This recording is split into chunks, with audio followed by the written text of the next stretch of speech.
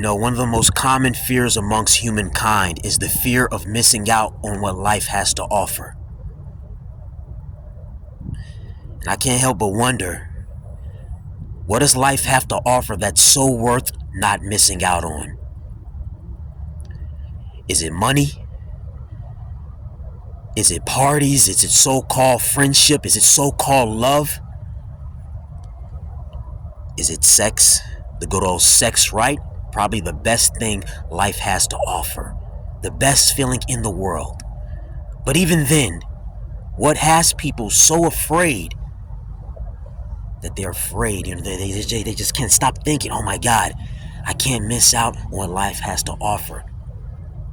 If I think X, Y, and Z, or if I do X, Y, and Z, I'm missing out. Missing out on what? All of these things, money, so-called friendship, so-called love, sex, all of these things come at the price of engaging in wickedness. Or being fucked over by wickedness. Don't get me wrong though. If you can find genuine friendship, healthy relationships, that's great.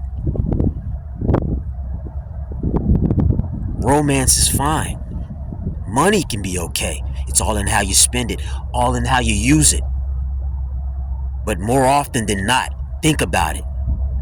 Think about friendship, love, sex. In order to get these things, you have to engage in lots and lots of wickedness, usually. And if you're not engaging in it, you're turning your head. In order to be friends with somebody, you got to turn your head and ignore the bullshit your so-called friends are engaging in. In order to sleep with that girl, in order to sleep with that guy, you got to engage in a whole bunch of bullshit, a whole bunch of foul play. You got to get dirty, you got to get grimy, you got to get slimy. It's a game, as they say, right? This life is just one big game.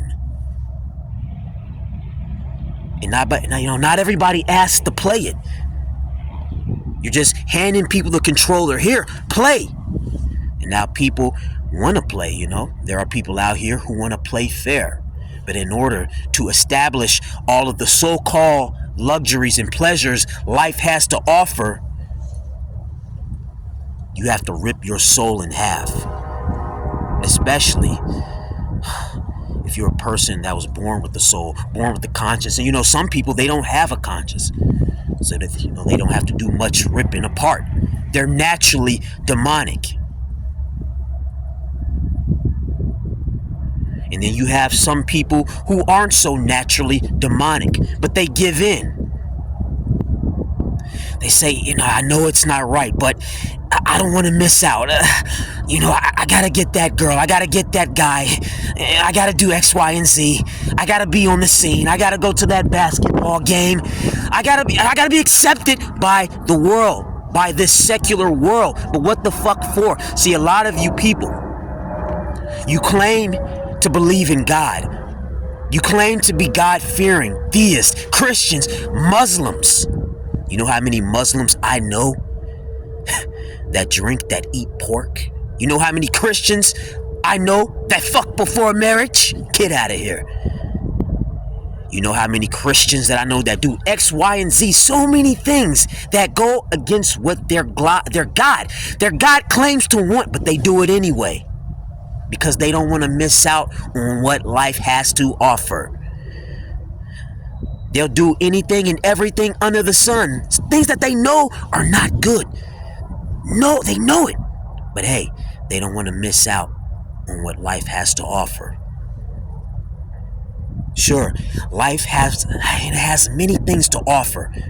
But is it worth going against what's right? Oh, come on now, man. Doing what's right. Leave that in God's hands, man. You're going to just leave that in God's hands. Oh, leave it in God's hands. Bitch ass. Last time I checked, God wants you to do what's right. But that's a convenient cop-out, right? A convenient cop-out. Leave it in God's hands.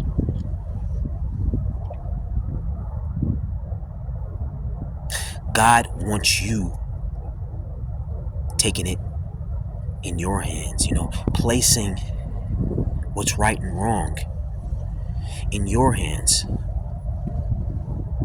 He's the compass, no doubt. And even if you don't believe in God, you shouldn't believe in a God to have a moral compass. But that should not stop you, doing the right thing, whether a God exists or whether you believe a God exists or not. It should not stop you for taking matters in your own hands. See, I'm not afraid to miss out on what life has to offer. Fuck what life has to offer. You ain't got nothing to offer. You ain't got shit to offer me.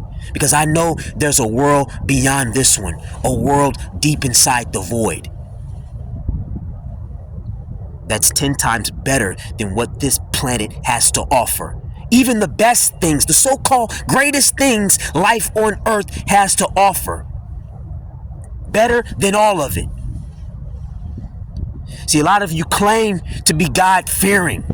You claim to believe in an afterlife, a world beyond life on Earth. A better place is what most of you call it, right? A better place. I'm going to a better place. He or she is in a better place now that they're dead. Well, you can't claim to believe in a better place and be so scared to miss out on what life has to offer. If you truly believe in a better place, a greater place beyond life on Earth, you would not be afraid to miss out on what the fuck life has to offer. And got shit to offer. And even if it does have something to offer, hey, there's something greater. So you don't have to jeopardize doing what's right and walking the path of consciousness just for the sake of fitting in. Hey, if you can find or establish genuine friendship, go for it. But how often?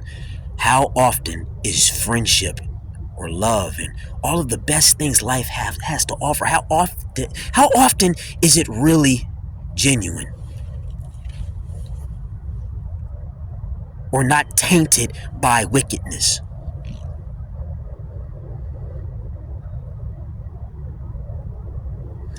I'm not afraid to miss out.